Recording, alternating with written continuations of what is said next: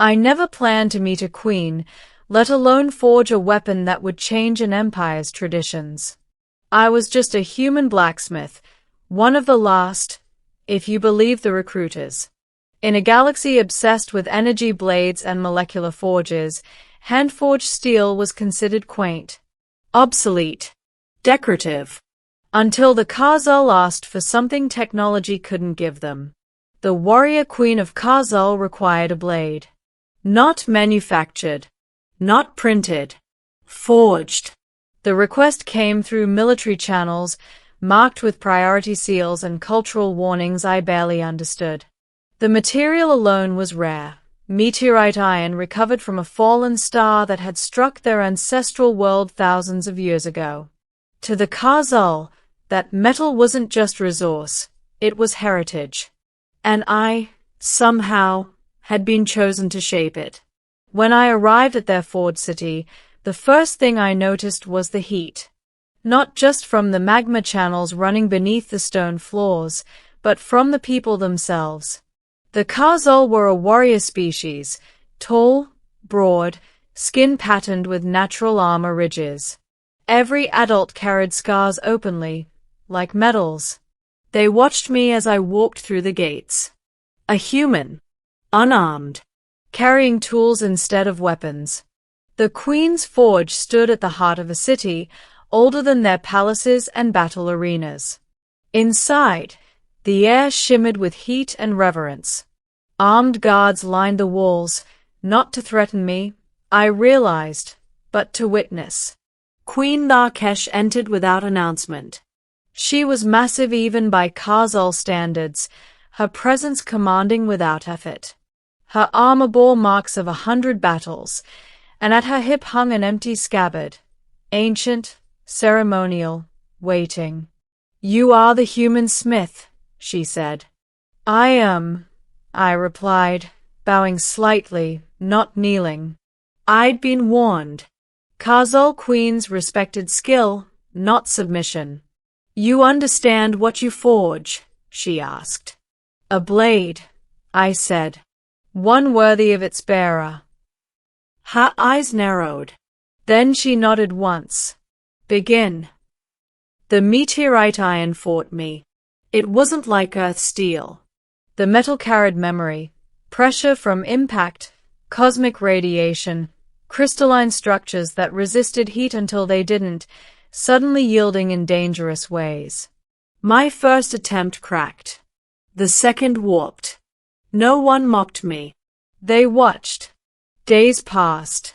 Then weeks. I slept beside the forge, ate when I remembered, burned my hands more times than I could count. I abandoned machines, relying on hammer, tongues, and instinct. I listened to the metal. Slowly, it responded. I folded the iron again and again, aligning its alien grain with human techniques passed down through generations that no longer existed back home.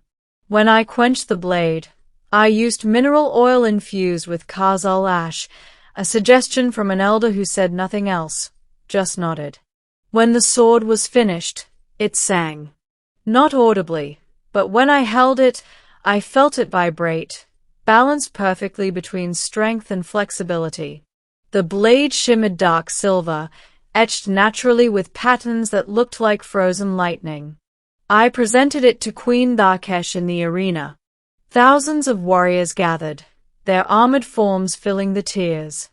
The queen took the sword in both hands and lifted it slowly. Then she tested it. She struck a stone pillar. It split cleanly. She struck again, faster, harder. The blade held. Finally, she turned and faced me. "This weapon bears no mark of fear," she said. "No machine's arrogance. Only will." She raised it high. "It is worthy." The arena erupted. Warriors slammed weapons against armor in approval, a thunderous roar echoing off the stone. I exhaled, finally letting myself believe I'd succeeded. Then something unexpected happened. Queen Tharkesh planted the sword tip down before her and rested both hands on the pommel. In Khazal tradition, she declared, her voice carrying easily, the forging of a queen's blade binds the smith to her fate. My heart skipped. I hadn't been told that part. The one who shapes the weapon that guards the throne, she continued, becomes part of the queen's war clan. A murmur rippled through the crowd. And if the blade is forged by a single hand, she said, eyes locked on me, that bond is singular. The silence that followed was electric. Then one soldier laughed. Another shouted something in their harsh language. The word spread like fire. Bridegroom. Bridegroom. The chant grew louder, rolling through the arena in waves. I stood frozen, face burning.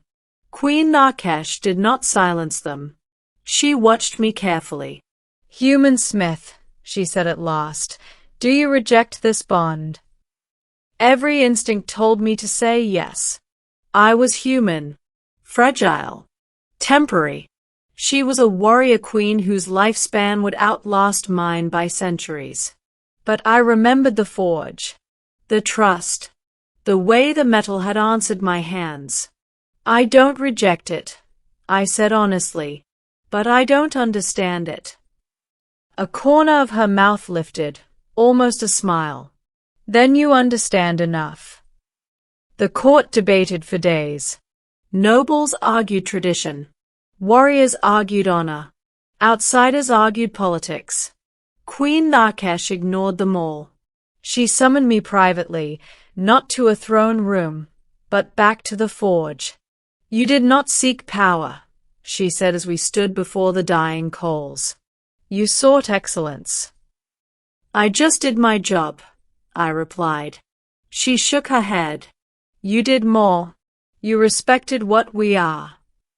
She removed her armor piece by piece, setting it aside, not as vulnerability, but as trust. Khazal queens do not take mates for comfort, she said. We take them for strength. I met her gaze. And humans?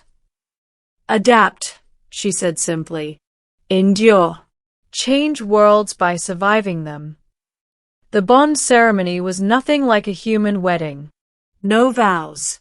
No rings. Just the blade, laid between us, and the Queen's warriors bearing witness as she placed her hand over mine on the hilt. From that day on, I was no longer just a smith. I was clan-bound.